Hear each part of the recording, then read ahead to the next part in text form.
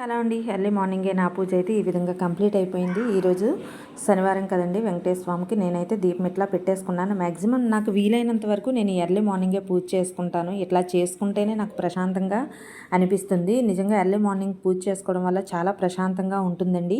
ఎప్పుడైనా వీలు కుదరలేనప్పుడు కొంచెం లేట్ అవుతుంది. ఇంకా ఇంటికి దీపం వెళ్ళాలి అని అంటూ ఉంటారు కదా, నిజంగా ఇంట్లో దీపం పెట్టిన తర్వాత ఇంటికి వచ్చే వెలుగు అనేది మాటల్లో చెప్పలేమండి.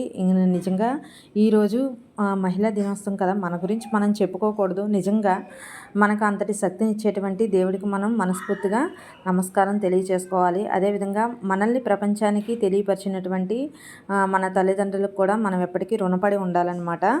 ఇంకా ఏదైనా సరే అర్థం చేసుకునే ఓర్పు కానీ, అంతులేని సహనం కానీ, ఏదైనా చేయగలమనే మనోబలం కానీ, గుండెల్లో ఎంత బాధనైనా దాచుకునే ఔదార్యం కానీ ఒక స్త్రీకి మాత్రమే వీలవుతుందన్నమాట. అటువంటి స్త్రీమూర్తులందరికీ కూడా మహిళా దినోత్సవ శుభాకాంక్షలు అండి.